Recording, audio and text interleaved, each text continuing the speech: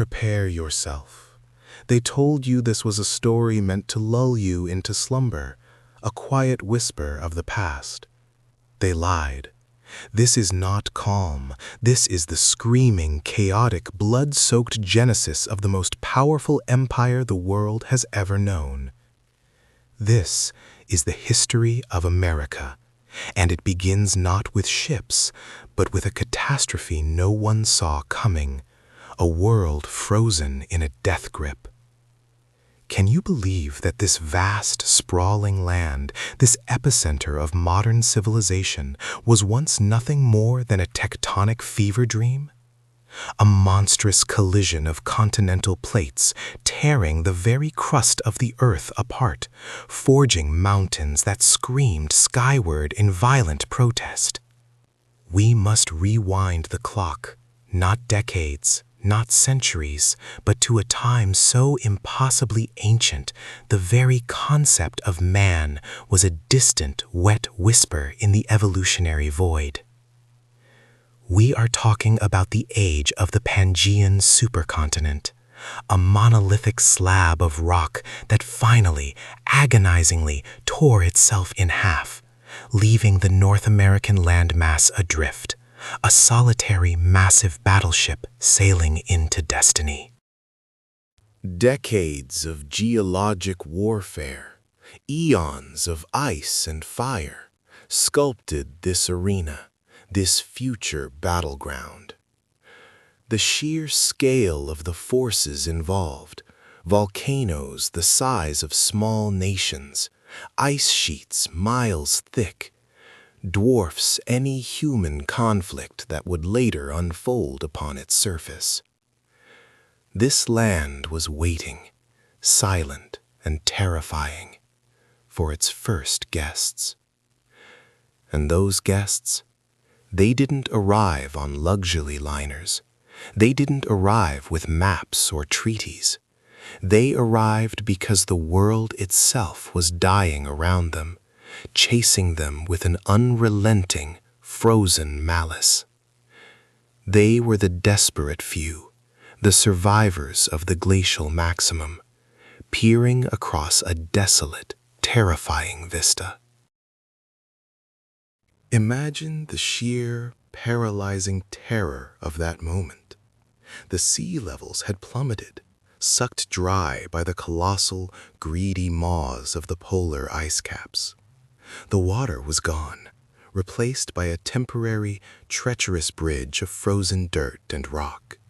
Beringia, a vast, desolate expanse connecting Siberia to what we now call Alaska. It wasn't a road, it was a terrifying gauntlet. This was not a pleasant stroll. This was a desperate, epoch-defining dash across the frozen spine of the earth, driven by hunger and the chilling certainty that the only way to survive was to move forward, deeper into the absolute unknown. They were following the megafauna, the woolly mammoths, the enormous bison, creatures of mythic proportions that thundered across the tundra. Every step was a gamble against the unforgiving cold, against unseen predators, against the crushing weight of isolation. They were crossing into a virgin continent, a land that had never known human footprint, and that isolation was their only shield. They came in waves, small nomadic bands, probably numbering in the thousands over centuries, but to them, they were the last people on Earth. They were the Clovis people, and their technology was brutal efficiency, fluted spear points capable of piercing the thick hide of an Ice Age giant. They hunted these beasts to extinction in certain regions, masters of their craft, conquering the environment with sheer, desperate ingenuity. But they weren't building empires yet. They were simply surviving, spreading out across the continent like spilled ink, following river systems and game trails, establishing a foothold in a land that fought them every inch of the way. They settled in the forests, on the plains, and deep in the arid deserts, adapting, changing, evolving into countless distinct cultures that would later be tragically mislabeled under a single banner. This wasn't one people. This was a multitude, a mosaic of nations forming in the continental shadow, establishing profound, sophisticated societies. Look closely at the monumental work of the Mississippian cultures. The massive earthen mounds, towering pyramids of dirt, built without the aid of metal tools. Structures that rivaled the scale of ancient Egyptian architecture, rising silently from the floodplains of the Midwest. Cahokia, the massive urban center near modern St. Louis, was a city of tens of thousands, a center of trade, ritual, and astronomical observation. They had priests, kings, political intrigue, and complex spiritual lives. This was not a wilderness waiting to be discovered. This was a series of thriving, interconnected worlds existing in a magnificent, fragile balance. A balance maintained only because they were hidden.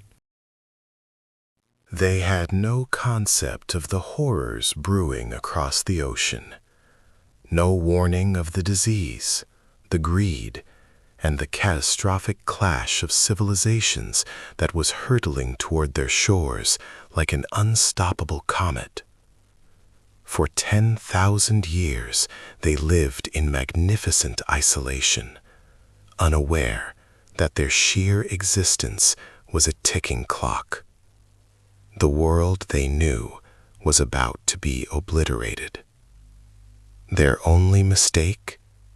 They were flourishing in the wrong place at the wrong time. And the very isolation that protected them for millennia was about to become the deadliest weakness in the history of mankind. The veil was tearing, and the outside world was finally ready to look in. The colossal silence that had guarded the twin continents for 13,000 years was not broken by a shout, but by a chilling, wet whisper carried on the North Atlantic gale. Across the black, unyielding ocean, where the maps ended and the myths began, came the first true breach of the American fortress. These invaders were not the sun-scorched, desperate hunters of Beringia, but fierce ghosts sailing in longships, driven by an insatiable hunger for timber and legend. They were the Vikings, the ultimate trespassers, and their sagas tell a story that sounds less like history and more like an apocalyptic omen delivered on a blood-red tide. They called the new land Vinland, the land of wine, the land of promise, a promise they could not yet fulfill, but one they would inevitably taint. Leif Erikson, the son of the infamous Eric the Red, guided his dragon-headed vessel through the mist and ice, landing upon shores that felt both ancient and utterly new, a paradise teeming with resources they desperately needed.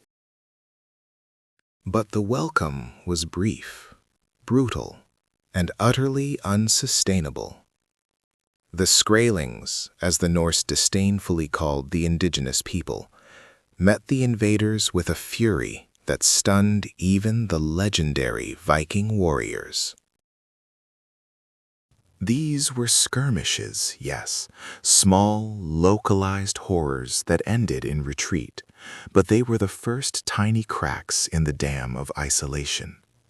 The Northmen retreated, taking their tales of a savage, fertile new world back to the cold fjords of Greenland, leaving behind only the ghost of a settlement, a terrifying precursor to the devastation that was still centuries away. The American continents then enjoyed a fragile, fleeting reprieve, a historical deep breath before the final, unstoppable storm. For 400 years, the whispers of Vinland faded into drunken legend, drowned out by the screams and suffering of medieval Europe. This old world was a cauldron of plague, poverty, and relentless grinding war. Kingdoms were starving, empires were dying, and the desperation for new trade routes, new wealth, and new power reached a fever pitch that threatened to tear the whole structure down. The riches of the East, the spices, the silks, the gold, were locked behind impassable land barriers, guarded by hostile empires. The only answer, the only chance for survival, was to sail west, to commit to the ultimate gamble against the known physics of the ocean.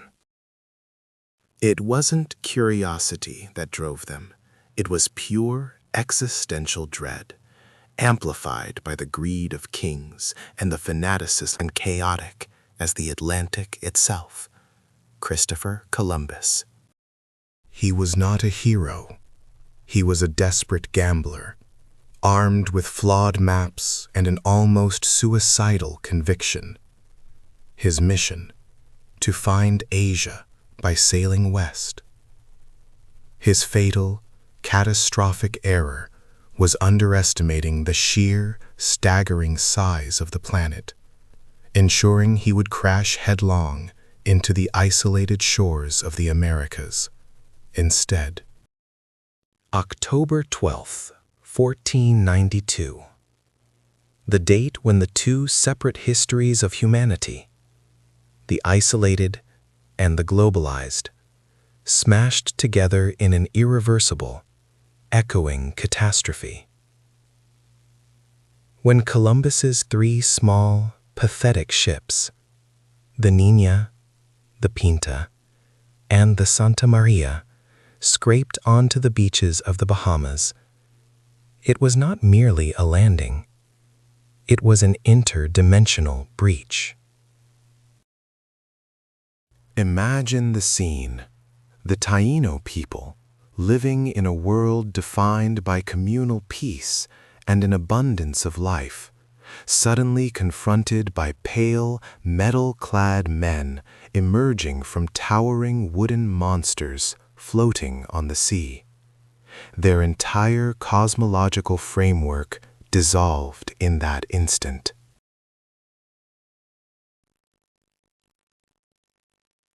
The Europeans saw paradise, a gentle people easily subdued, and, more importantly, a potential source of unimaginable wealth.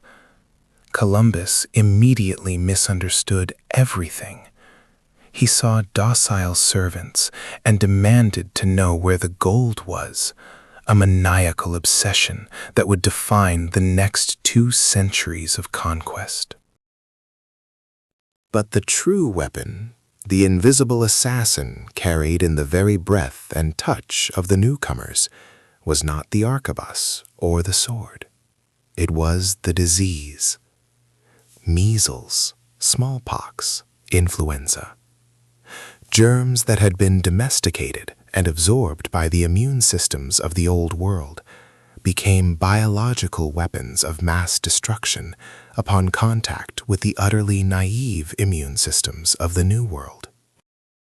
This was the real apocalypse, the Great Dying. Within decades, populations numbering in the millions were reduced by 90% or more. Entire civilizations, complex and profound, vanished into the jungle undergrowth, because their bodies had never learned to fight a common European cold. The horror was unimaginable, a biological holocaust that swept through the continent like an invisible, unstoppable firestorm, racing ahead of the Spanish conquistadors, clearing the path for the ultimate, brutal takeover. With the biological defenses of the continent utterly obliterated, the true agents of destruction arrived, the Spanish conquistadors. These were not explorers. They were hardened, fanatical veterans of centuries of religious warfare, driven by an unholy trinity of God, gold, and glory, ready to commit any atrocity in pursuit of eternal wealth and salvation. Hernán Cortés, a man fueled by reckless ambition and a terrifying intelligence, landed in 1519, marching into the heart of the Aztec Empire, a civilization of stunning complexity, wealth, and brutal power, ruled from the majestic city of Tenochtitlan. This colossal city, built on a lake, rivaled any capital in Europe. Yet Cortés, with fewer than 600 men, was determined to destroy it.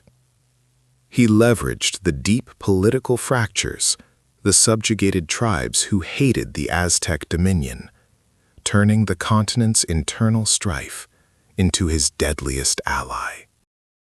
The siege of Tenochtitlan was a masterpiece of military deception and relentless carnage, culminating in the city's ruin in 1521, a smoking monument to Aztec resistance and Spanish ruthlessness. The gold flowed back to Spain, turning the small European kingdom into the world's first true superpower, fueled by the staggering stolen wealth of a fallen empire. Meanwhile, far to the south, Francisco Pizarro executed an even more audacious, almost unbelievable coup. He arrived in the Andes during a brutal Inca civil war, finding an empire already weakened by plague and fratricide.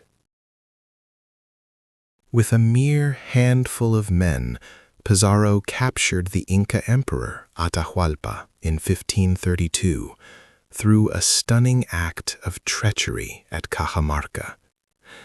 He extorted the largest ransom in human history, a room filled with gold and silver, before coldly executing the ruler anyway, shattering the central authority of the vast Inca Empire. These conquests were not battles, they were liquidations, the violent end of millennia of independent development. The American world was now definitively bound to the European fate, and the true cost, the cost in souls, resources, and freedom, was only just beginning to be tallied. The stage was set for a new kind of brutal, global economy. The ocean was no longer a barrier. It was a highway of greed, a black road paved with desperate ambition. When the European keels scraped onto the sands of the Caribbean, they didn't just discover a new world. They unleashed a catastrophic contagion of ambition that would strip continents bare and re-engineer the flow of global wealth. The whispers of gold, the persistent mythical legend of El Dorado, echoed across the courts of Europe like a siren's deadly, irresistible call, driving kings, conquistadors, and common soldiers alike into a fevered madness of possibility. It was Spain, a kingdom steeped in religious fervor and hardened by centuries of internal warfare, that first answered this desperate summons with an army composed of hardened iron, gunpowder, and an insatiable, terrifying obsession. They were not explorers seeking understanding. They were agents of extraction, seeking utter domination. They moved with a speed and ferocity the world had never before witnessed. Hernan Cortés, a man whose ruthless ego was perhaps even more vast than the Atlantic Ocean he had crossed, arrived on the shores of Mexico not as an emissary, but as a walking, talking, unstoppable apocalypse. He looked upon the sheer, staggering magnificence of the Aztec Empire's capital, Tenochtitlan, a city of impossible beauty and sophistication built upon a lake, and saw only a magnificent ripe prize waiting to be violently ripped open and plundered. The great Montezuma II, King of the Mexica, watched in horrified, paralyzed fascination as these strange, bearded men, mounted on terrifying, massive beasts the natives initially believed were gods, marched relentlessly inland, aided by local peoples who harbored centuries of resentment against the Aztec hegemony. The ensuing battles were immediate and brutal, a horrific clash between the honed obsidian weapons of Mesoamerica and the cold, unyielding European steel. But the true conqueror of this land rode unseen on the very sails of the European ships. Smallpox, the invisible assassin, an ancient biological scourge unknown to the Western Hemisphere, tore through the indigenous population like a wildfire roaring through a dry, unprotected summer field. It was the deadliest weapon deployed in the entire conquest, wiping out entire armies and devastating cities before the Spanish even arrived. Upwards of 90% of the population in some regions, perhaps 50 million souls across the continents, vanished in less than a single horrific century. The great cities of the Americas did not formally fall, they simply emptied. The massive, organized indigenous armies did not surrender, they were simply decimated by disease, leaving ghostly, abandoned empires for the invaders to claim with shockingly minimal resistance. This catastrophic, unimaginable demographic collapse merely paved the way for the next, equally sinister and brutally transactional chapter: total resource extraction. The new masters of the land needed gold, they desperately needed silver, and they needed it in gargantuan quantities that would fundamentally and permanently realign the entire balance of wealth on the planet. Deep within the unforgiving, dizzying heights of the Andes Mountains, they soon found Potosi, the legendary Silver Mountain, a resource so monumentally vast and rich that it became grimly known across the empire as the very mouth of hell.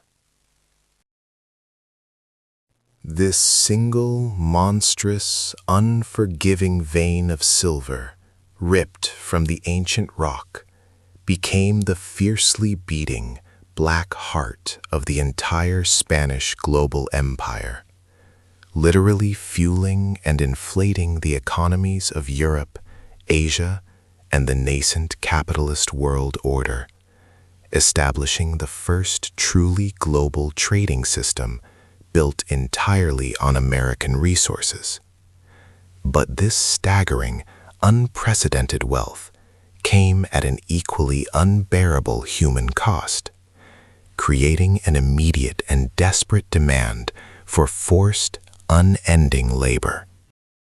To manage the now decimated indigenous populations and force them into the suffocating, deep darkness of the mines, the Spanish crown implemented the notorious encomienda system, a meticulously crafted legal fiction that was, in all brutal reality, simply outright institutionalized slavery, sanctified by distant royal decree. Indigenous people were parceled out to Spanish overlords, forced to work until they physically broke under the immense weight of the silver they were compelled to dig. As the indigenous population numbers continued their terrifying decline, proving too low to sustain the necessary output required by the crown, the brutal economic calculus changed with ruthless efficiency. The hunger for free, unending labor, already a dark, spreading stain on the emerging world map, instantly turned its rapacious eyes across the vast, deep expanse of the other ocean, toward the continent of Africa.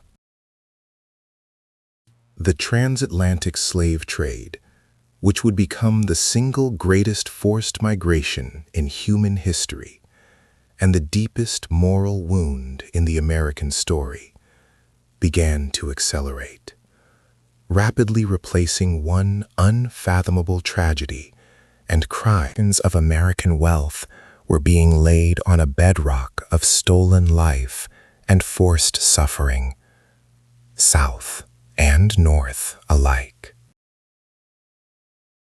While Spain carved out a sprawling, monumental empire of silver, extraction, and suffering in the southern and central territories, controlling vast, mineral-rich territories from the deserts of Mexico to the peaks of Peru, other emerging European powers watched from the foggy, desolate North Atlantic shores with intense, growing envy. England, France, and the Netherlands saw the seemingly endless procession of Spanish galleons laden with treasure and grew intensely restless, mobilizing their own desperate ambitions.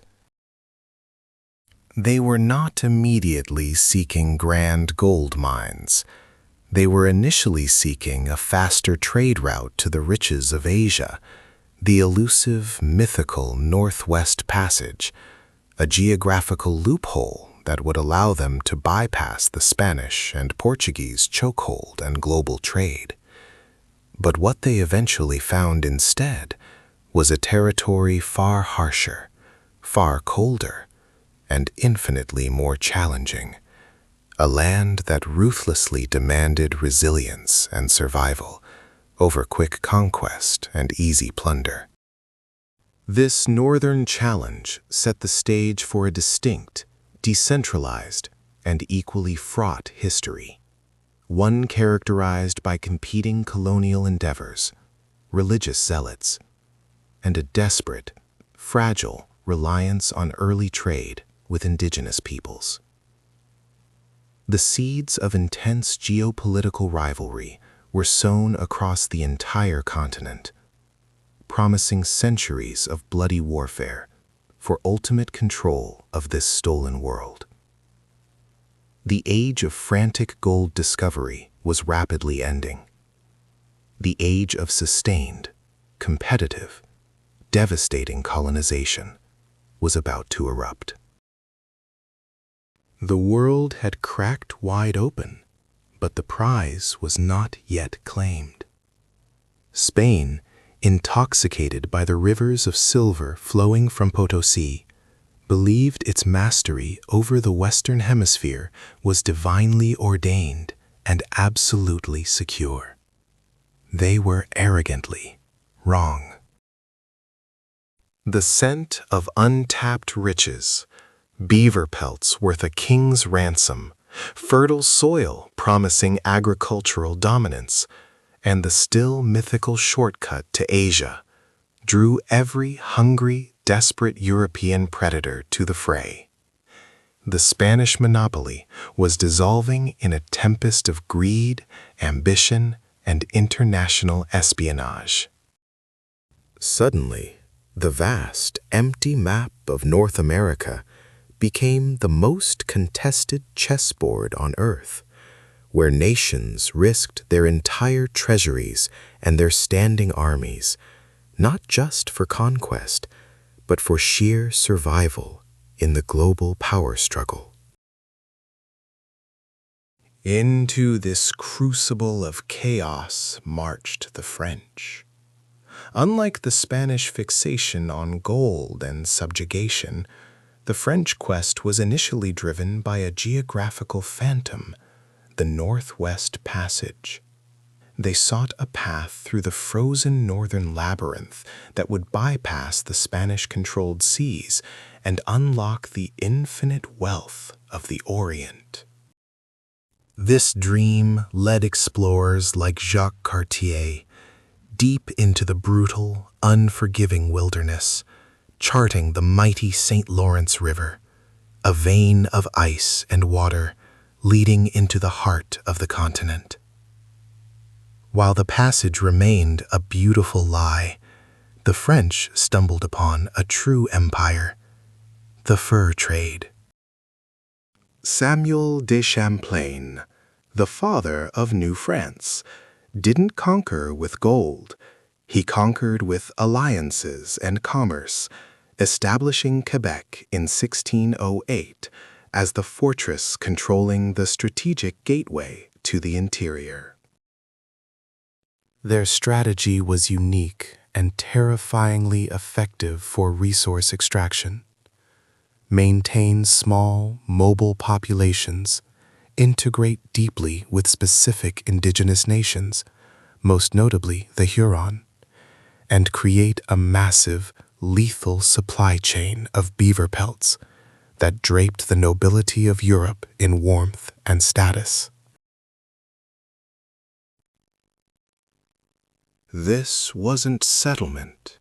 It was a vast, sprawling trading network built on mutual dependency and constant low-grade warfare against indigenous rivals who allied with the competition. The rivalry between the French and the English in the icy north was not just a squabble over land.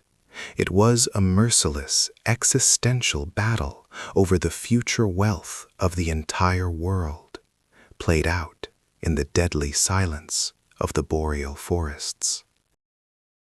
Meanwhile, the English, late to the great feast, had suffered a chilling, total failure that haunts history to this day.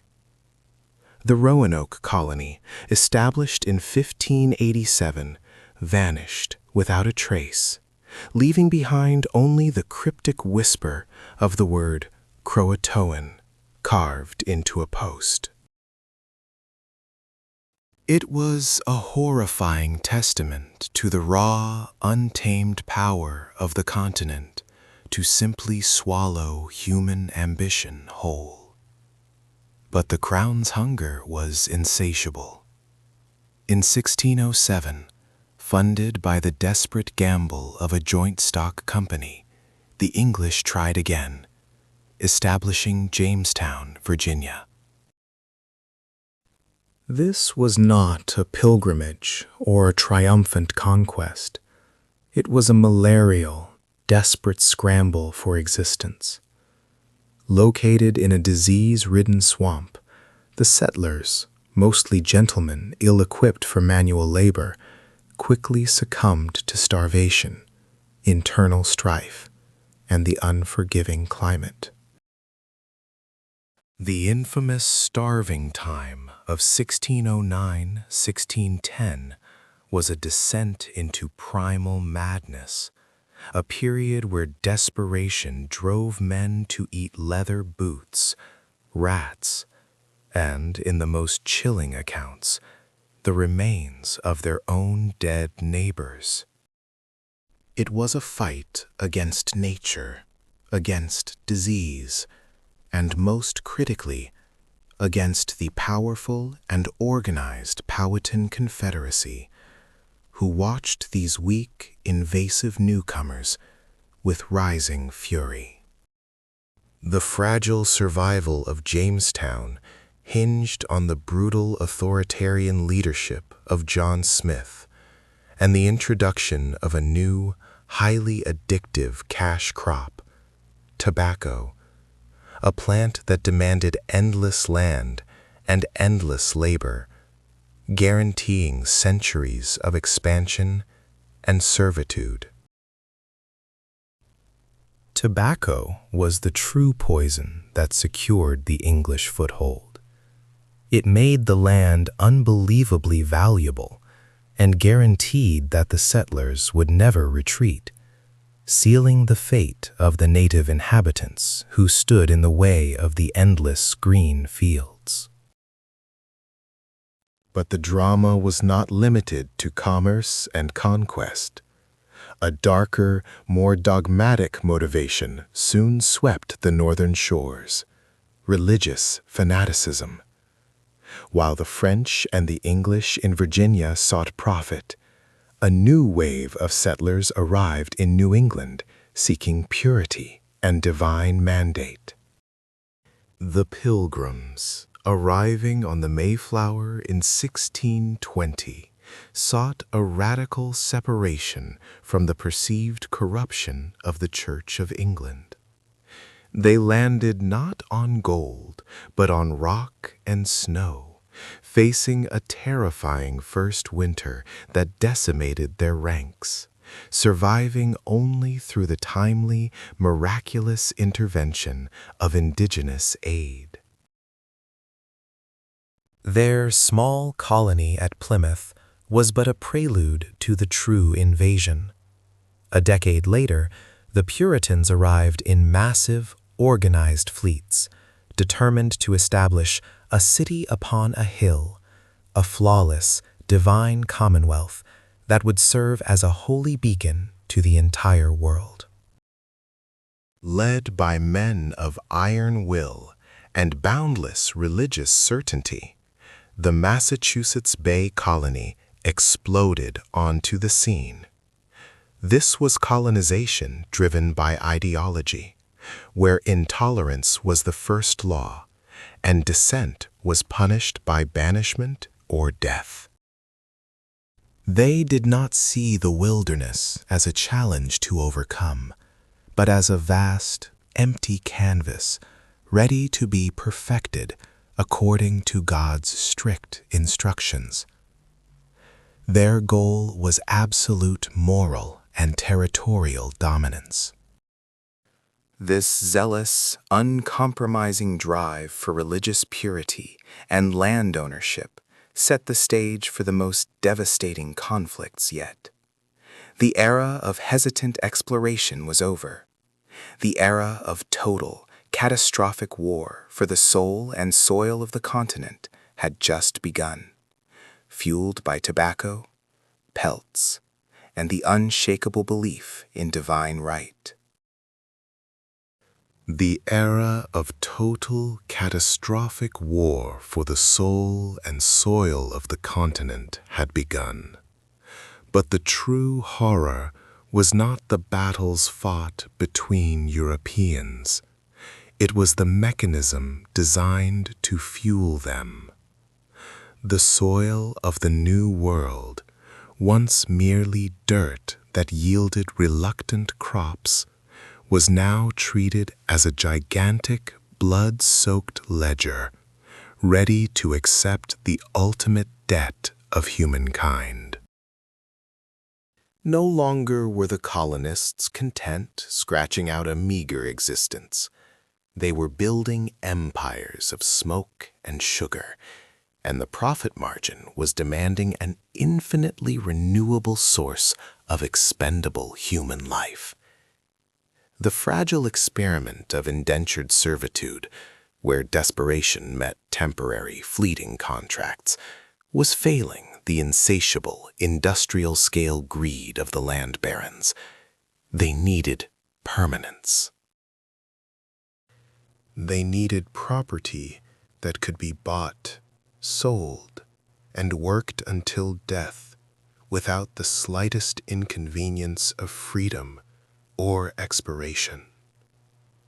This was the terrifying birth of the American economic engine, chattel slavery, ripped directly from the coastal horrors of West Africa and transplanted into the humid, sprawling fields of Virginia and the Carolinas.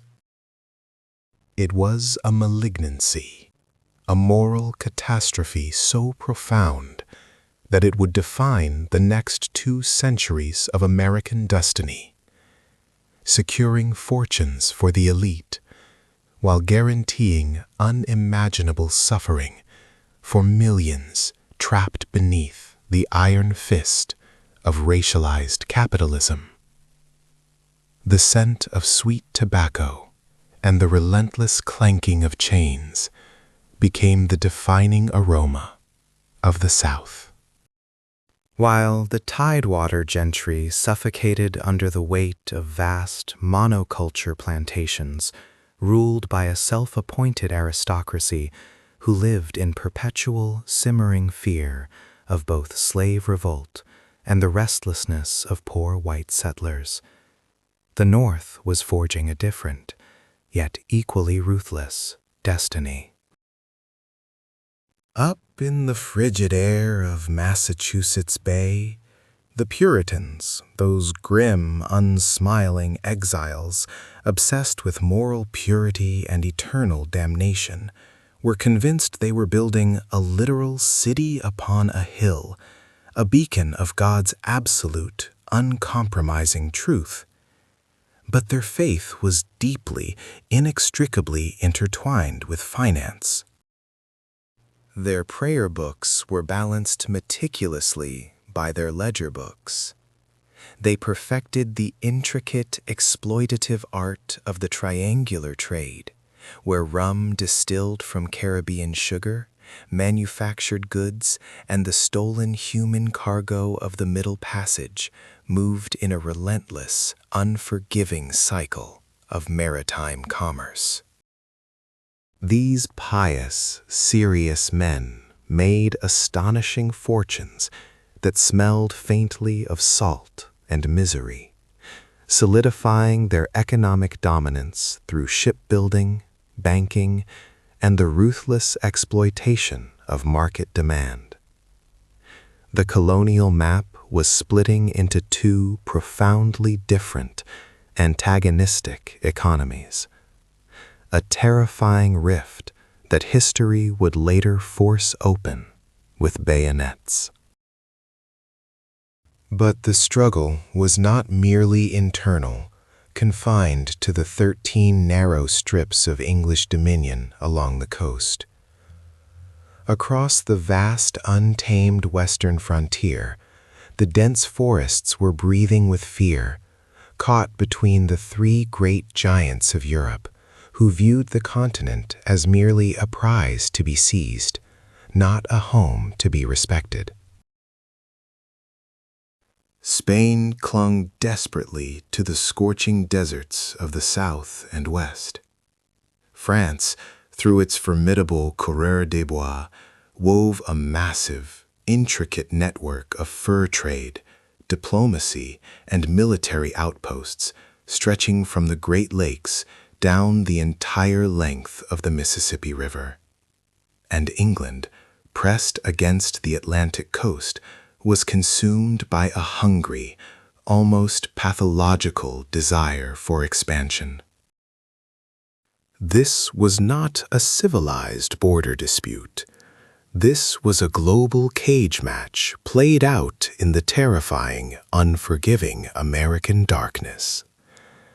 Every beaver pelt, every acre of fertile Ohio Valley soil, every strategic river crossing was immediately transformed into an invitation to organized slaughter. The era known blandly in history books as the Colonial Wars was, in reality, a succession of horrific, apocalyptic clashes, where the sovereign Native American nations were leveraged as pawns, essential allies, or targets of total annihilation, depending entirely on the shifting, cold-blooded needs of European kings thousands of miles away.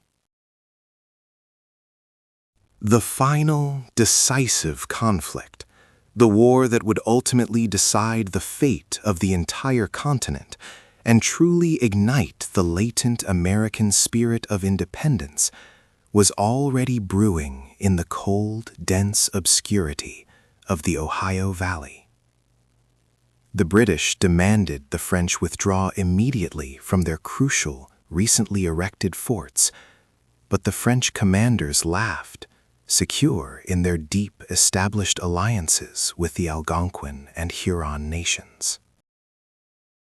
This fragile, exhausted peace shattered completely when a young, highly ambitious, and catastrophically inexperienced Virginian land surveyor named George Washington, then only 22, led a small, arrogant, ill-equipped militia straight into a diplomatic and military nightmare. His skirmish in 1754, a tiny, localized spark in the vast, indifferent wilderness, was enough. It was the gunshot heard not just around the continent, but truly around the world, igniting the 7 Years' War, a devastating conflict that dragged 5 continents into a hellish, unprecedented global firestorm.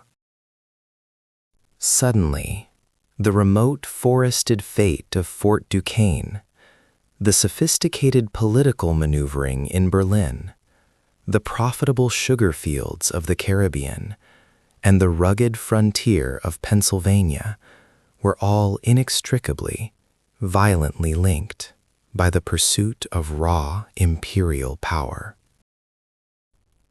When the acrid smoke finally cleared years later, England stood victorious, master of North America, but utterly exhausted and deeply, cripplingly in debt.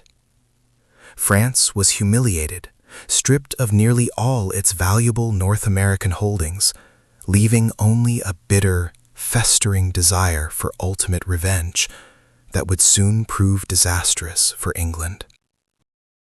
The Native American allies of the French were left exposed, facing the full, terrifying, unconstrained momentum of relentless English expansion. The ancient forests were shrinking at an exponential rate, and the ancient way of life was being bulldozed into history by the brutal, unstoppable march of colonial settlement.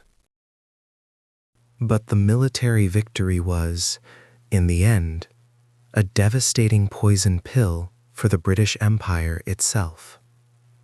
They had spent astronomical sums defending the colonists from the French menace, and they expected immediate, total repayment.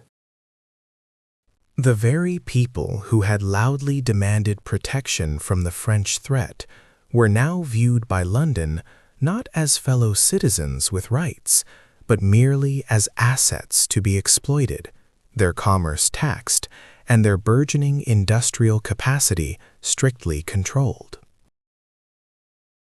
A new and dangerous idea was taking root in the minds of the colonial elite, an idea forged in the crucible of war, fueled by the intoxicating taste of economic liberty, and dangerously emboldened by their shared memory of victory. Maybe, just maybe, they didn't need a king anymore. The fuse was lit, and the gunpowder was dry. The stage was set for the ultimate, violent betrayal. The sons turning ruthlessly on the father, plunging the entire continent into the next stage of its terrifying, bloody ascent. The quiet before the ultimate storm was deafening. Every breath drawn in Boston, in Philadelphia, in every smoke-filled tavern across the eastern seaboard, was laced with the metallic tang of impending bloodshed. The Sons of Liberty, once mere agitators, now stalked the cobblestones like avenging phantoms, their whispers turning into thunderous demands for absolute, irreversible separation from the monstrous mother country. King George III, seated on his distant, gilded throne, watched the escalating hysteria with a mixture of cold fury and staggering underestimation. He saw petulant children demanding candy. The colonists saw a tyrant sharpening the axe for their collective neck. The communication lines were not merely severed, they were actively weaponized, hurling threats across the vast, churning ocean. The time for petitions had evaporated into the humid colonial air. The time for ultimate treason was upon them. The empire, convinced that a few disciplined companies could stamp out this colonial disease before it metastasized, made their fatal, arrogant move, a move that would redefine the power balance of the Western world forever. They dispatched troops out of Boston toward the twin towns of Lexington and Concord, a mission cloaked in darkness and steeped in urgency. Seize the hidden arsenals, the precious stores of muskets, powder, and cannons that represented the colonists' last desperate hope for survival. But the dark was not silent. It was permeated by the frantic hammering of a horse's hooves. Paul Revere, the legendary midnight rider of doom, tore across the countryside, his voice a desperate, cracking siren call that ripped hundreds of farmers and blacksmiths from their beds, transforming them instantly into Minutemen, men pledged to fight in 60 seconds flat. The air was heavy with the smell of dew and gunpowder. In the chilling pre-dawn mist of April 19th, 1775, on the green of Lexington, the two worlds collided with apocalyptic force. 80 hastily assembled militiamen stood defiant against a massive column of disciplined, professional redcoats. There was confusion, shouted commands, the terrifying scrape of bayonets being fixed, and then the explosion. That initial shot, fired in chaos and panic, became the shot heard round the world, the sound of the future being violently born in lead and smoke. The British marched on, believing they had quelled the local rabble, leaving dead and wounded on the green, but they had simply awakened a continent that was now drenched in the blood of its own martyrs. They proceeded to Concord, finding their mission foiled, the stores already spirited away by the quick-witted colonists. But the true terror began during the march back to Boston.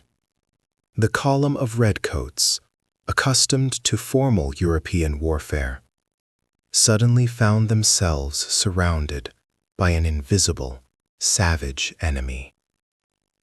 The colonial militia, scattered and underestimated, were now everywhere. They were not fighting a formal battle.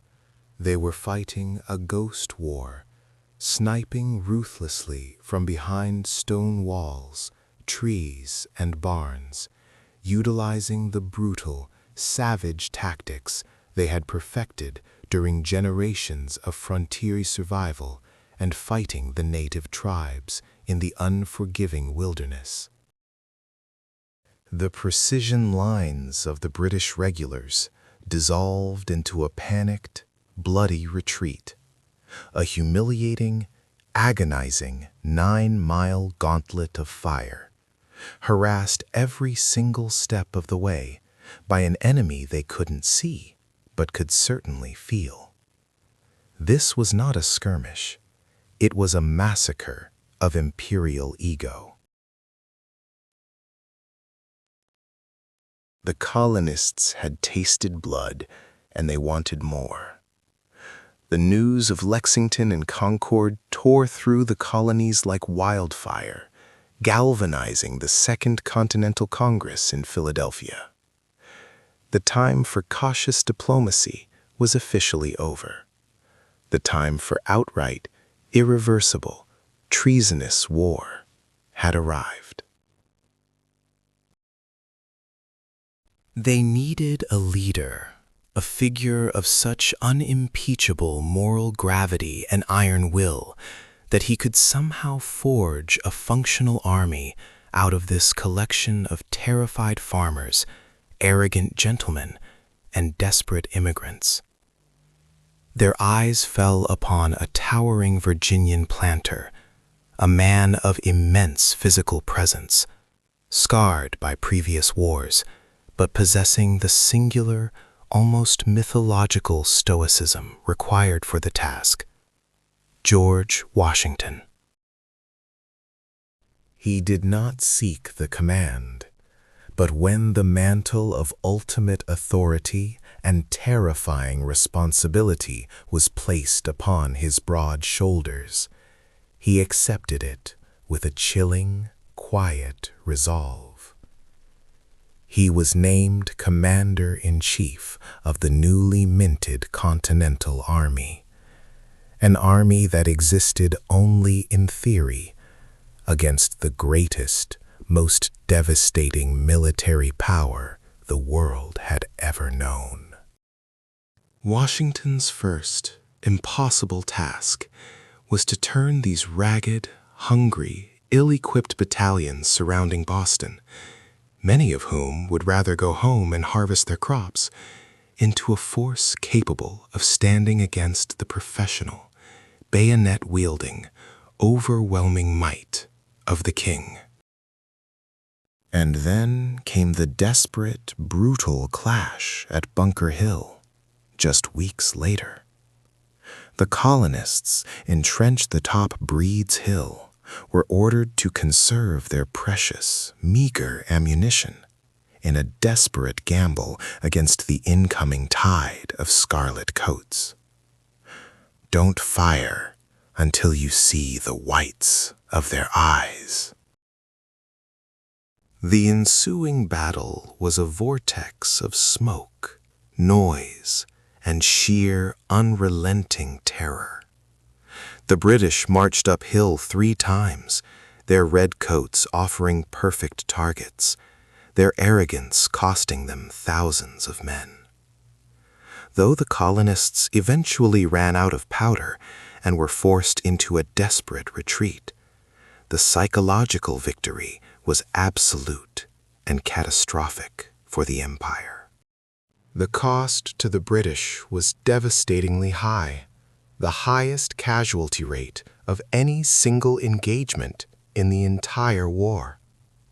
The colonists proved they could stand toe-to-toe with the world's best, even in defeat. The war had moved beyond politics. It was now a visceral, bloody campaign for total dominance. The sons had drawn first blood from the father, and the resulting crimson tide was already threatening to drown the entire Atlantic world in its unforgiving wake. The final, terrifying act, the declaration of eternal separation and the commitment to martyrdom, was now the only path left to the doomed, defiant colonies. The ink on that parchment, still wet with the sweat of desperate men, was not a signature. It was a death warrant signed in blood. King George III, the very embodiment of global maritime and military power, felt the insult of the declaration, like a poisoned dagger thrust into the heart of his glorious empire. The response was not negotiations, not measured diplomacy. It was an apocalyptic display of force, designed to extinguish the rebellion before the autumn leaves could even finish falling. General William Howe arrived off the coast of New York, not with a simple squadron, but with a terrifying, overwhelming armada. This was the largest expeditionary force the world had ever seen launched across an ocean, a monumental testament to British fury and efficiency. We speak of 130 warships, sails blotting out the sun, carrying 32,000 seasoned, relentless soldiers, Hessians hired from German principalities, hardened redcoats, and vengeful loyalists, all hungry for the blood of traitors and sworn to crush the insurrection completely. New York City, the rebellious economic heart the Patriots aimed to hold, suddenly found itself staring down the barrel of an invasion force that dwarfed every military maneuver in recent European memory. And what stood against this tidal wave of steel, discipline, and wealth? A fragile, half-formed collection of farmers, clerks, and tradesmen, barely trained, perpetually poorly fed, and led by George Washington, whose main asset was not military genius, but sheer, unyielding, almost suicidal desperation. Washington had made a fateful, arguably catastrophic decision. He decided to defend Long Island. In retrospect, it was a geographic trap, placing a full third of his meager, unreliable army in a position where the roaring East River was not a defense, but a lethal barrier sealing their fate. The trap snapped shut with brutal, cold efficiency on August 27, 1776. General Howe, often criticized for his lack of aggression later in the war, executed a brilliant and devastating flanking maneuver in this moment of crisis. While the Americans were distracted by a frontal skirmish near Gowanus, the main British force marched silently, stealthily, around Jamaica Pass, emerging behind the American lines like a nightmare materialized from the dark woods. The American lines dissolved instantly into utter chaos. It was a panicked stampede of untrained, terrified men running from the glittering bayonets of the most lethal army on earth. It was not a battle. It was a massacre, a complete and total rout that threatened to end the American experiment before its first summer was even over. Only the heroic, suicidal stand of the Maryland 400, men who charged repeatedly into the face of overwhelming fire, delaying the redcoats just long enough, allowed a few thousand others to retreat to the fortified hills of Brooklyn Heights. Washington stood on those heights, the stench of gunpowder and defeat thick in the humid air, watching his revolution die a slow, agonizing death. His men were surrounded, pounded by relentless British artillery, their morale shattered beyond repair. with the entire roaring British Navy waiting patiently on the water for the final, decisive assault. The fate of America hung by a thread thinner than spider silk, stretched taut across the lethal, churning waters of the East River. Surrender seemed not just inevitable, but merciful. But history, the ultimate storyteller, sometimes favors the utterly reckless and the terminally doomed. As Howe prepared his final siege lines, ready to starve and batter the American remnants into submission, Washington issued one of the most audacious, high-risk commands of the entire 8-year war. Evacuate 30,000 men, horses, cannons, and vital supplies across the wide, deep, treacherous river, right under the nose of the waiting British fleet. It was an operation that required every available boat, every ounce of silence, and an element of pure, supernatural luck. On the night of August 29th, amidst a sudden, terrifying squall that hid their movements and battered their small, hastily gathered boats, the desperate operation began. Thousands of men were loaded, rowed silently by sailors from Marblehead, Massachusetts, and unloaded onto Manhattan, mere yards from where the unsuspecting British sentries patrolled. This was logistics pushed to the breaking point, a miracle of desperate organization. When dawn threatened to expose the daring escape, bringing swift British retribution and annihilation, the winds suddenly died, and a dense, impenetrable fog rolled in from the sea. It was a geological shroud of salvation, clinging low to the water, blinding the British lookouts completely. It felt less like random weather and more like the hand of fate itself, reaching down through the celestial spheres to pull the fragile American experiment back from the precipice of utter oblivion. By the time the sun finally burned through the mysterious fog, Washington, the last man to leave the Brooklyn shore, was gone. He had saved his army. Howe had won the Battle of Long Island, capturing the critical city of New York. But in letting Washington escape, he had lost the war's critical momentum. Washington had preserved the revolution's vital, flickering spark. But he now faced the agonizing, seemingly endless retreat across New Jersey. Chased like a hunted animal, his army diminishing with every painful mile.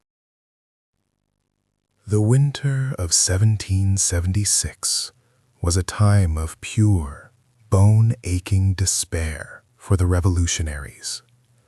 The army dwindled to almost nothing.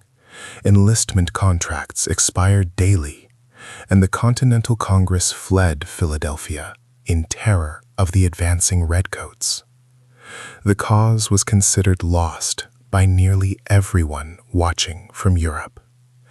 Washington's force was reduced to a few thousand frozen, starving specters, their boots disintegrating on the icy mud, their morale utterly shattered by constant defeat and retreat. But a cornered animal, broken and desperate, is perhaps the most dangerous creature on earth. Washington knew the traditional rules of warfare demanded continued, patient retreat, but the brutal rules of survival demanded a miracle. He stared across the ice-choked Delaware River at the unsuspecting Hessian garrison stationed in Trenton. He knew he had one final, impossible card left to play to save the revolution from collapse. It was Christmas night, and the American cause, now reduced to a ghost, was about to launch a desperate, death-defying strike into the heart of the storm. The weather that night of December 25th, 1776, was not merely bad, it was a cosmic betrayal.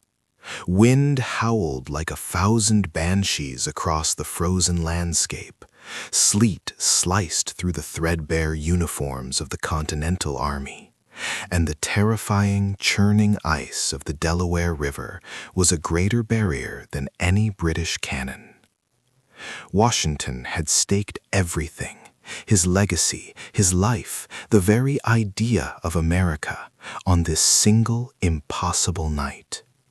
If they failed to strike Trenton, the sun would rise on a British victory, and the history books would forever brand him a magnificent fool who had chased an impossible dream to ruin. The crossing itself was an absolute nightmare of frostbite and fear. 9,000 men were supposed to cross. Less than 2,500 made it in the main column, battered and half frozen. Ferries jammed with men, horses, and precious artillery were battered by ice floes the size of small carriages, threatening to capsize their fragile hopes into the black, freezing abyss below. Major General Henry Knox, a former Boston bookseller turned towering artillery chief, roared commands over the gale, his voice a desperate thunder above the catastrophic grinding of the ice against the boats. It took 10 grueling hours stolen from the enemy and the clock, just to get the main force across. They were impossibly late.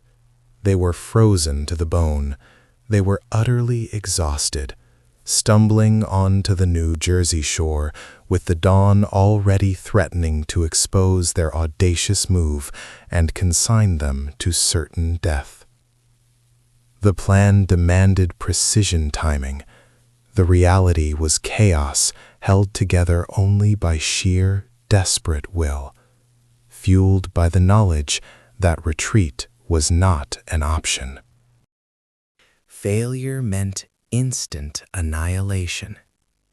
They marched 9 agonizing miles through the swirling blizzard, their footsteps muffled by the fresh snow, heading directly for Trenton, where Colonel Johann Rall and his seasoned Hessian garrison were sleeping off their Christmas festivities, feeling utterly safe in their professional superiority. They believed the ragged American rebels were utterly defeated, chased back into Pennsylvania, too weak, too cowardly, and too frozen to attempt anything so foolish as an attack in such a storm. This assumption was the arrogance that would cost them everything. The attack, launched from 2 prongs, one led by Washington himself, the other by Major General John Sullivan, struck the town like a lightning bolt from a clear, terrifying sky. There was no defense, only bewildered panic. The Hessians, the most feared professional mercenary soldiers in all of Europe, were caught completely unprepared, some reportedly still reaching for their weapons when the Continental muskets opened fire from the town's key streets.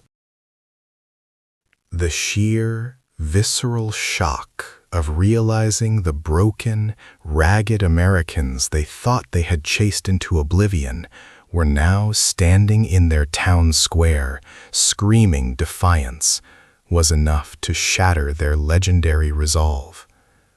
Colonel Rahl himself was mortally wounded, collapsing as the battle raged for barely 90 minutes. A short, brutal, decisive spasm of violence that changed the world. The result was catastrophic for the Crown. Nearly 1,000 Hessians were captured, their flags seized, their morale annihilated, and their reputation destroyed. But the true, priceless treasure was not the prisoners or the captured guns. It was hope. The American cause, moments before execution, had been granted a dramatic, blood-soaked reprieve by a miracle forged in ice and desperation. Washington, the great gambler, did not linger to celebrate. He knew one small victory was not enough to win the war, only enough to buy the next hand. He recrossed the Delaware, paraded his prisoners, and watched as the despair that had gripped the nation evaporated, replaced by a furious, dangerous optimism. Enlistments, which had been set to expire on New Year's Day, surged back. The revolution was alive, but still hanging by a single fraying thread, which the British were already straining to snap. The British response was immediate and furious. Lord Charles Cornwallis, the proud British general, was utterly humiliated by the loss of Trenton. He mobilized 8,000 professional troops, swearing a terrible vengeance, determined to corner Washington and end the war once and for all. This was the final, decisive hunt, the moment the Americans would be swept away forever. Washington, with barely 5,000 weary men, retreated back to Trenton, establishing a formidable defensive line along the Assunpink Creek.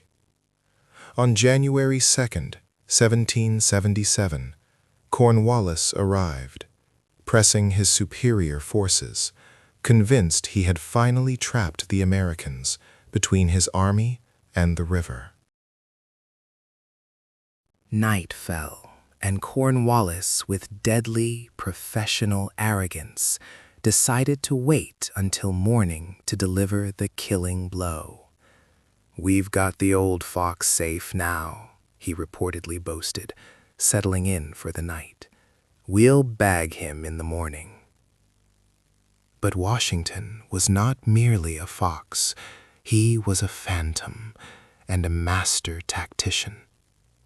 While the British slept, convinced of their inevitable victory, Washington executed a maneuver of stunning strategic genius that would be taught in military academies for centuries. He left a small contingent of 40 men to keep the campfires burning brightly, to make noise, and to mimic the sounds of entrenchment, creating the perfect illusion of a stationary, trapped army.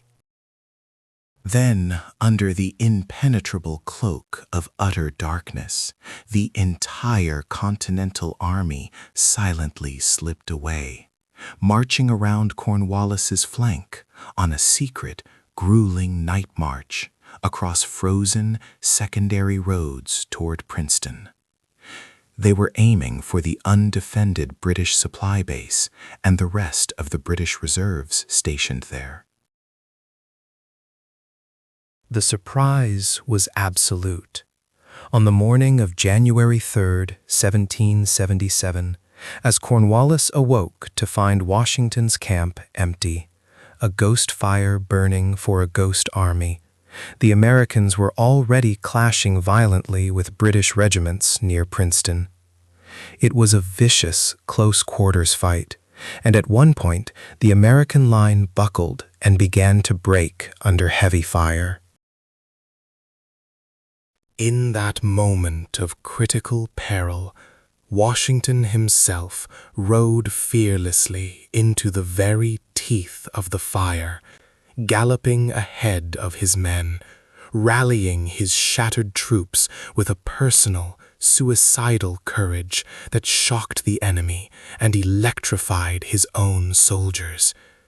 He was so close to the enemy lines that his aides shielded their eyes, certain he would be instantly cut down, praying for a miracle.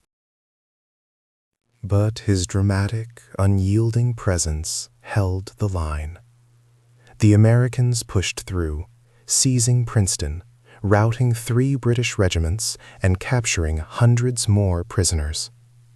Washington had not just won 2 battles, he had annihilated the myth of British invincibility and completely destabilized their winter operations. He had not merely survived, he had seized the strategic initiative, forcing the shocked British to retreat entirely into the safe haven of New Brunswick, while the Continental Army established secure winter quarters in Morristown. The 10 days that shook the world, from Christmas night to Princeton, had redeemed the Revolution, proving that this was not a rabble, but a fighting force led by a commander willing to risk everything. The struggle was far from over, but the light of liberty, once extinguished, was now burning with an uncontrollable, furious intensity. The furious intensity of the American fire was a glorious spectacle, but fire demands fuel, and the young nation was running on fumes, its infrastructure collapsing under the weight of its own audacity. The British, though wounded, were not broken. They were a hydra. Cutting off one head only resulted in 2 more regiments marching out of the dense fog of the Atlantic, ready to extinguish the flickering candlelight of rebellion.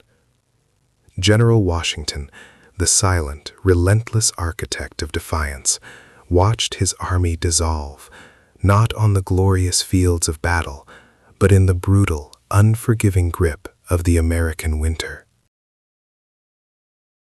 The encampment at Valley Forge became less a military base and more a frozen tomb, a place where men traded their muskets for blankets thin as parchment, and their meager rations for the cruel promise of frostbite, the very soul of the Revolution being tested by famine and epidemic.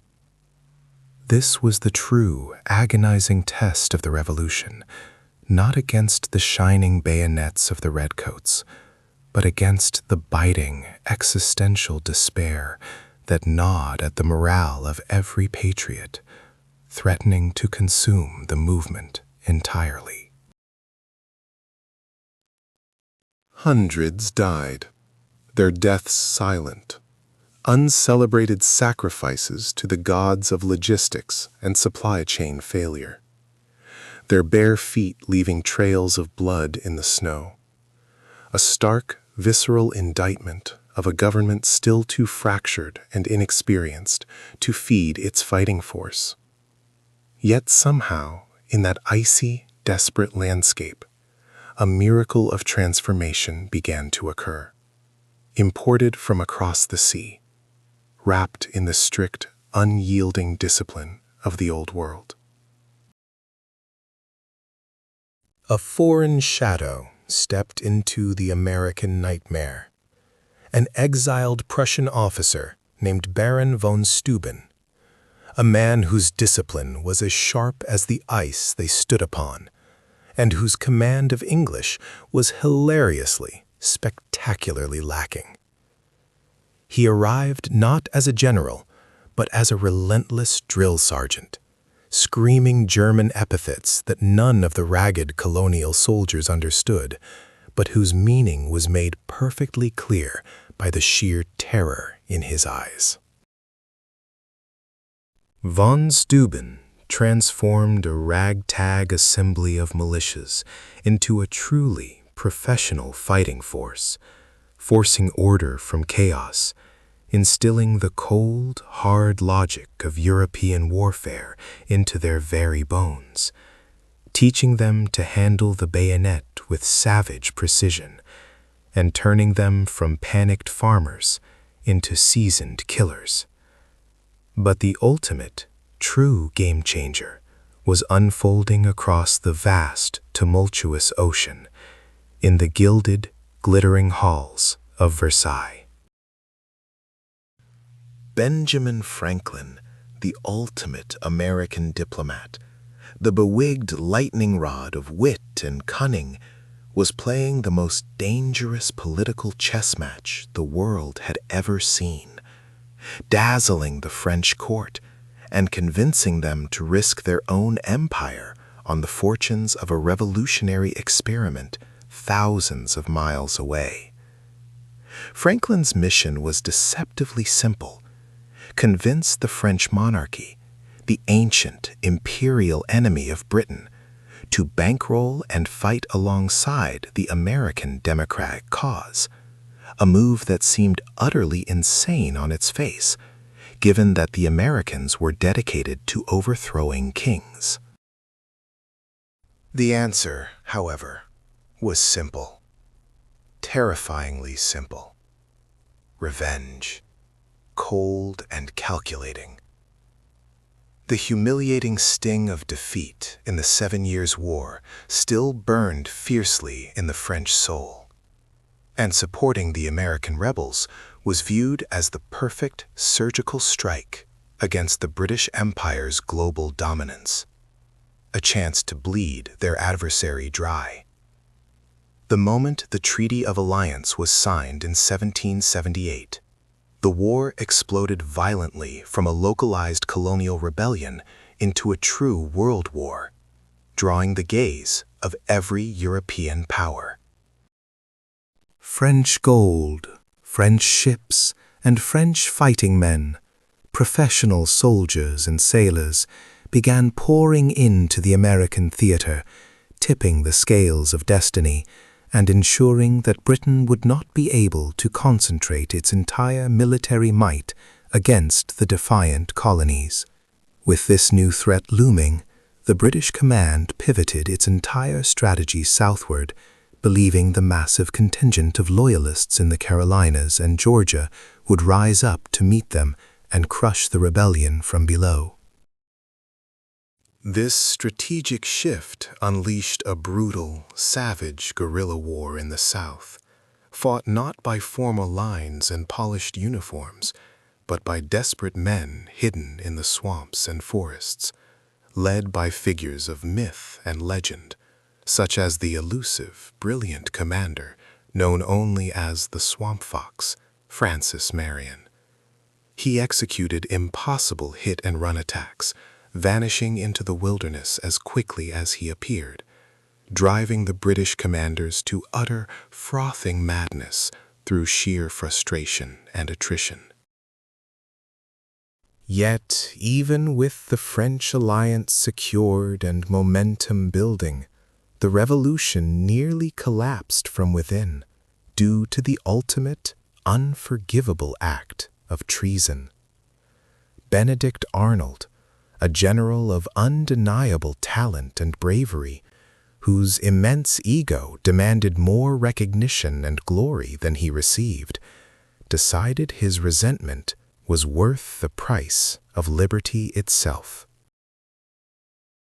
His treacherous plot to betray the crucial, strategically vital fort at West Point to the British was a dagger aimed directly at the jugular of the Patriot cause, promising to split the Continental Army and sever Washington's supply lines in one cataclysmic stroke. If Arnold had succeeded, the strategic damage would have been utterly irreparable, potentially fracturing the entire American defense beyond salvation. But fate, or perhaps divine intervention, intervened with dramatic flair. A key message was intercepted, the plot unveiled, and Arnold was forced to flee for his life, forever cementing his name in the American lexicon as the ultimate synonym for betrayal, a chilling, cautionary tale whispered across the generations. With the British reeling from their failure in the South and their northern strategy hampered, Washington saw his opportunity, an impossible convergence of land power and sea supremacy. Lord Cornwallis, the leading British commander in the Southern Theater, had foolishly maneuvered his massive army onto the Yorktown Peninsula in Virginia, seeking easy resupply and evacuation by the Royal Navy. He thought he was untouchable, safe on the water's edge. He was terrifyingly wrong. Washington executed a blindingly fast, perfectly coordinated march from New York, trapping Cornwallis on the peninsula, while the powerful French fleet, under the command of Admiral de Grasse, slammed the door shut on the Chesapeake Bay, ensuring no escape route remained. The Siege of Yorktown in 1781 was not a traditional battle. It was an execution, a relentless demonstration of combined military might. Day and night, the combined Franco-American artillery hammered the British lines, the earth shaking under the impossible weight of freedom's final, devastating push. The trap was sprung, the jaws closing with relentless, deafening finality, sealing the fate of an empire, and finally, definitively, birthing a nation. The final, glorious act was at hand. The great King Edwin, the man who had brought the cross to the north and commanded the allegiance of nearly every ruler south of the Forth, fell that day, dying the inglorious death of a common soldier, hacked down in the chaos. His son and heir, Osfrith, perished attempting to shield his father, and the entire edifice of Northumbrian power instantly evaporated into the freezing air. The moment Edwin's massive empire collapsed, the suppressed rivalries between Bernicia and Deira burst forth in a spasm of renewed, self-destructive violence. The kingdom immediately fractured back into its two original, bitterly opposed halves, fulfilling the curse that had haunted the region since the days of Ida the Flame-Bearer. Deira, desperate to maintain the supremacy of Edwin's lineage, immediately crowned Osric, a close cousin of the fallen king.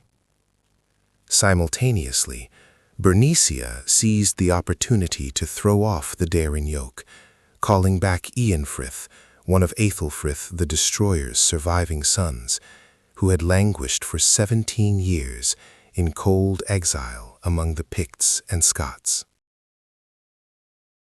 What followed was known forever in the grim history books as the Annus Horribilis, the terrible year.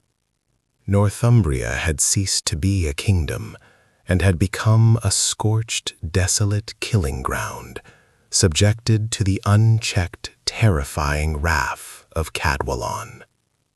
The Welsh king was not satisfied with victory. He demanded total vengeance against the hated Anglo-Saxons, sweeping through the region like a force of nature, slaughtering indiscriminately, heedless of their frantic, desperate attempts to re-establish order. Osric of Deira, foolish enough to try and trap the relentless Welshman within the fortifications of a besieged city, was cut down and killed instantly by Cadwallon, his brief reign lasting mere months. Eanfrith of Bernicia, equally desperate and perhaps lacking the killer instinct of his father Aethelfrith, attempted to sue for peace, approaching Cadwallon with a small retinue, offering tribute and supplication. It was the ultimate, fatal miscalculation. Cadwallon, the butcher of the north, had absolutely no intention of negotiating. He saw Eanfrith's overtures as a sign of weakness and promptly had the returning son of Athelfrith assassinated, completing the double regicide with contemptuous ease. Within the span of 12 horrific months, the greatest power in Britain had been utterly decimated, witnessing the violent deaths of 3 kings, proving that the internal malignancy of the kingdom was far more fatal than any external enemy. The entire Ethelfrithing dynasty, which had fought so long and so hard against the Dairen threat, had now been nearly exterminated, not by their rivals, but by a foreign Welsh sword. The irony was a cruel twist of fate, cementing the belief among the few surviving clergy that the kingdom was fundamentally cursed, a place where ambition was always answered by immediate, brutal retribution. Churches burned, monasteries were sacked, and the land was left desolate, a horrifying monument to the cost of Edwin's ambition and Penda's rise. But even in the blackest night, a tiny, improbable candle of hope remained, flickering in the far northern reaches of exile. Watching the complete and utter collapse of his homeland from the distant, cold monastery of Iona, another of Æthelfrith's sons was finally ready to return. This was Oswald, who, unlike his ill-fated brother Eanfrith, had spent his 17 years in exile, not dreaming of the past, but forging a new future. Oswald had embraced the rugged, ascetic Christianity of the Irish monks, transforming his internal exile into a spiritual and martial apprenticeship. He understood that brute force alone, the method that had failed every king before him, could not defeat the combined terror of Cadwallon and the rising pagan tide of Mercia. He needed more than an army. He needed a divine, unwavering mandate. Returning with only a tiny, faithful band of followers, Oswald was the unlikely, final hope for a kingdom utterly drowning in blood and despair. His mission was terrifyingly simple: to challenge the merciless Cadwallon and fight a battle against odds so impossible that they required not tactical genius, but absolute, fanatical faith. The stage was set for the ultimate reckoning, where a cross would be raised against the might of the terrifying Welsh Avenger, in a desolate, forgotten corner of the broken kingdom. The year is no longer simply about holding the line. It's about surviving the seismic replacement of empires. Armenia had learned how to dance with the relaxed, decentralized Parthian Arsacids, often sharing a family tree and mutual enemies. But the ancient world was about to be reshaped by a terror far more focused, far more zealous, and absolutely intolerant of anything that wasn't Persian blood and Persian fire worship. This was not the amiable, Hellenized Parthia. This was the rise of the Sasanian Empire, a dynasty forged in the searing heat of ancient Iranian revivalism, dedicated to resurrecting the glory of the Achaemenids and stamping out every trace of foreign influence, especially in the strategically vital, culturally complex region of Armenia. The Sasanian kings, the Shahan Shahs, looked at Greater Armenia not as a buffer state, but as a runaway province that needed to be violently brought back into the fold of the Avesta and the purified faith of Zoroaster. They saw the Armenian Arshakuni kings as weak traders, contaminated by too much Hellenistic and Roman influence, and they demanded nothing less than absolute spiritual and political assimilation. This spiritual arrogance was far more dangerous than any mere military invasion, because it sought to erase the Armenian identity itself, forcing it into a homogenized Iranian mold. The tension became a burning wire across the globe's belly. The Romans, eternally pragmatic, saw the Sasanians as the first genuine existential threat since Carthage. And Armenia, the ultimate fortress, was the only thing standing between the Eastern Roman provinces and complete geopolitical chaos. If Armenia fell, the entire Roman East, Syria, Cappadocia, Asia Minor, was vulnerable to the tidal wave of Sasanian cavalry. And onto this stage of fire and blood stepped a man whose life would define the next 1,000 years of Armenian destiny, Tredat III. Born into exile, fleeing the murderous chaos of Sasanian aggression, he was raised in the iron discipline of the Roman military machine, educated in Greek philosophy, yet still possessing the untamed mountain heart of an Armenian king. He was Rome's champion, the ultimate pawn, placed on the throne to act as a living, breathing shield against the Persian tide. But the crown he inherited was made of thorns and soaked in the blood of his ancestors, requiring a constant, brutal balancing act between two titans who wished him dead or compliant, never allowing him a single night of undisturbed sleep. Tredat's early reign was a magnificent, exhausting saga of relentless warfare.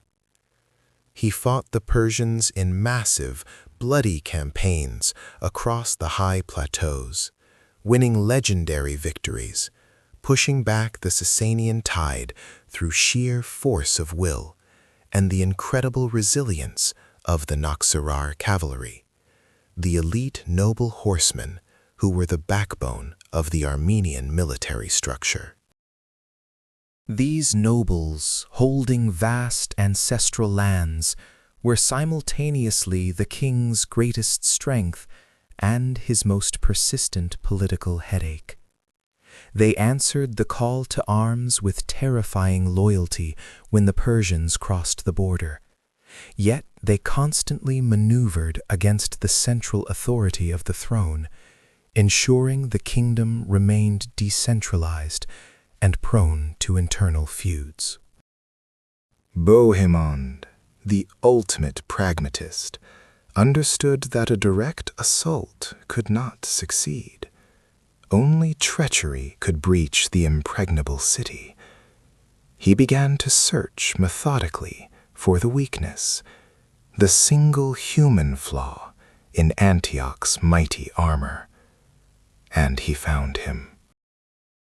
He found a man named Firuz, an Armenian renegade who had converted to Islam and now guarded 3 of the colossal towers along the wall.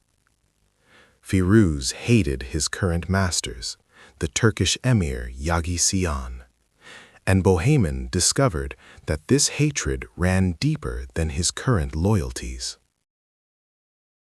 The negotiation was swift, silent, and deadly.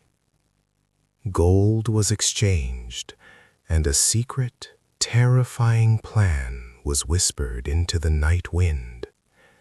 A guaranteed path to open the gates, not through force, but through calculated, cold-blooded betrayal.